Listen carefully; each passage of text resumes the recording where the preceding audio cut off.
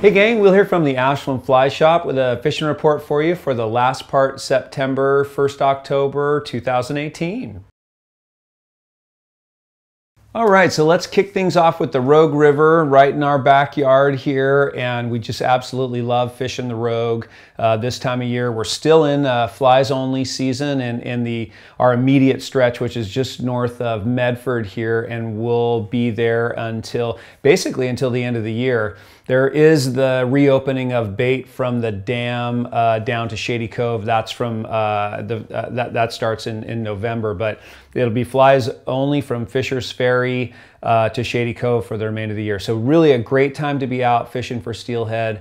Are there a bunch of fish around? I think there are. I think there's a good number of fish out there. I think they've just been, I think they're just really playing hide and seek. I think it's a challenge. The conditions that we have right now are pretty challenging. So let's talk a little bit about that. We really have had no rain to speak of to kind of mix things up, and then sort of the way that they adjust the flows this time of year for salmon, they walk them down starting basically the first week of September. So they've just stepped down all throughout the month of September to their lowest point now, which is 850 CFS out of the dam, which is quite low. I've seen them go lower than that, and if we don't get any rain in the next couple weeks, I bet that they will drop them down even a little bit more. 850 out of the dam, 1200 at Dodge. Bony. It's very rocky and bony out there. If you are traveling here with a boat, if it's a hard boat, you're going to be bumping around. There's no two ways about it. If you're in a raft or a pontoon, that's going to be a nicer way to get down the river. But it's quite low flows out there. So how does that affect the fish? Well, the releases out of the dam are not only low, but they're very cold. They pull from the bottom of the dam, and they do this to trigger the salmon into spawning. So we have very low, very cold flows, and it really just kind of it gets kind of stagnant out there, you know, and the fish kind of shut down a bit, and they get they get kind of squirrely. So I think we just haven't seen a real strong bite from these fish since they've been in. That's been my experience anyway, and what I'm hearing people talking about is we really haven't experienced like a real good bite, as it were. Although I will say, if you're nymph fishing, I'm sure there's a handful of people out there that have had some very good, very big days. And I'm sure if you're exclusively nymph fishing, you are finding fish regularly. Because what happens is they don't have a lot of other places to go right now. They can't spread out in the river. So they're gonna get pretty bunched up in certain spots.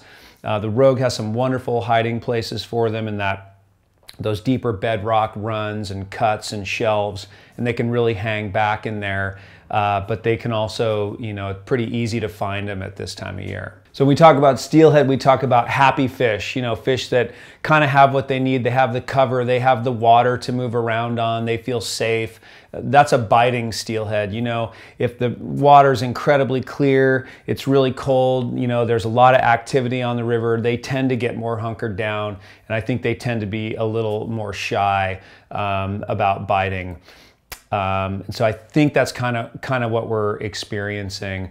A point I'd like to make that I really see, I think really affecting the bite, as it were, is if you are nymph fishing out there and you are finding fish, if you find a group of fish that you're going over, I would just say on an ethical level, getting a couple fish in a run, I think that's great. You know, that's an awesome going through a run and getting a couple fish out of it. Going back through that run multiple times and just trying to hook as many fish in that run as possible. What you're doing is you're just really putting those fish down, and you're really affecting the fishing on the river, I think, for everyone who's using it. And so I think that's something to keep in mind as far as how to approach when we get to these types of conditions with the really low flows, with the fish really just stuffed up in certain spots and just they're kind of stuck. And so I think a little bit of, you know, putting a little thought into that, going through, getting a couple fish and moving on down the river, I think is something to consider on an ethical level.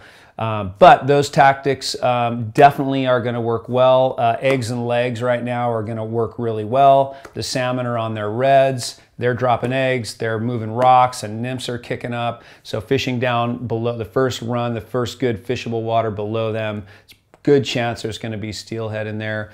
Right now, swinging flies, it may seem a little funny, but you might want to use a little bit more of a sinking tip to kind of get down into some of those spots a little bit better. I think the afternoon temps are definitely going to warm the river up, and using your lighter lines, you know, staying with your floating and slow sinking tips and stuff is still a good idea, but getting down into those runs a little bit more, into those deeper buckets, is probably a good idea about now. So yeah, so that's what's happening on the upper river. I think it's a great time to be out there. It's you know, this time of year with beautiful weather, and it's really a good time to be out there fishing the Rogue. The holy water on the upper Rogue, the little trout section below the dam, this is a very good time to be fishing up there too. Obviously it's going to be very low conditions with 850 out of the dam. Streamer fishing right now is just, I think it's just going to be excellent up there. We've had some good feedback lately, but a very good time to be fishing streamers up there. So your little white streamers, little olive streamers, your trout spay rods, your sinking tip lines, this is how you want to be approaching it up there now. Nymph fishing can work well too. Nymph fishing could be pretty effective. I just personally have never done great nymph fishing up there, but boy, we've had some great streamer fishing up there this time of year. So I'd encourage you to get out and do some fishing up there. And that can be a really fun day where you're fishing the holy water for trout and then doing a little steelhead fishing down below the hatchery down in that stretch, McGregor, Casey. That's a fun day to kind of mix it up. But the holy water would be a very good bet right now. We are really looking forward to the Klamath River, which has really been a sleeper. We've had very good feedback on the lower Klamath so far this year. Seems like the fishing's been quite good down there. The projections were not. It's really interesting, you know, the Klamath and the Rogue fish really mingle. They're mixed, and I think a lot of the Sacramento River populations are all part of a similar group as far as I understand. And so I'm just wondering if the Klamath is seeing a lot of fish that we were supposed to see in the Rogue. That's just a thought. But the Klamath, the lower Klamath, sounds like it's been fishing really well. And so I'm really looking forward to that middle section and the upper section once the conditions are good, once the water temperatures are good, which we typically see around late October. We'll start poking around I-5 for them kind of in our stretch up here. But we could see a fair number of steelhead this year, which I'm excited to check out. And I know they're catching salmon up this far now. They're kind of the first ones to make it up. So probably some steelhead around, but like I said, the temps are pretty warm, kind of keeps us away from fishing down there until those temps cool off. But really looking forward to fishing the Klamath this year. The Williamson River in the Klamath Basin has been a little off our radar for sure, not quite as tuned into it as we are in the summer months, but sounds like it's been fishing pretty well out there, pretty typical fishing.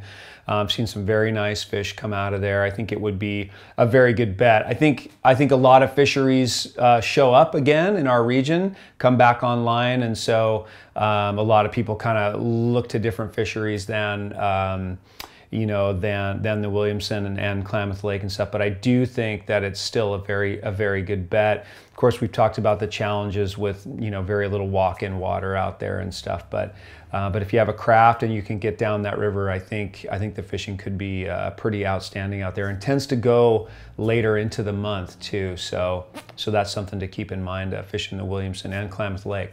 You know, this is just go time. This is the time of year you want to be fishing. The region would really love to see some rain. I think it would mix everything up. all the Northern California trout fisheries, all the steelhead stuff, I think could really use that shot of rain. But, you know, like a broken record every year at this time of year, you know. I think it's worth getting out and going and exploring all the different fisheries. All the Northern California stuff's a little off our radar this time of year, but it all starts to perk up and fish pretty well. You've got October caddis, you've got some unique hatches that happen. So fishing down there later, you know, later October, even into November, can be very good on the Upper Sacramento, McCloud, Pitt River, Hat Creek. It's all worth doing. So I'd encourage you to check that out. But as you know, we have steelheaditis, and we really stick close to home this time of year and fish the awesome Rogue River. So we'll be keeping you updated, giving you more updates as it goes on. I think we're going to have a pretty long season this year going into the end of the year. So we'll keep you updated on what we're seeing out there. And again, we certainly appreciate you watching. And if you need any information, any up-to-the-minute information, feel free to give us a call to shop. Thank you much.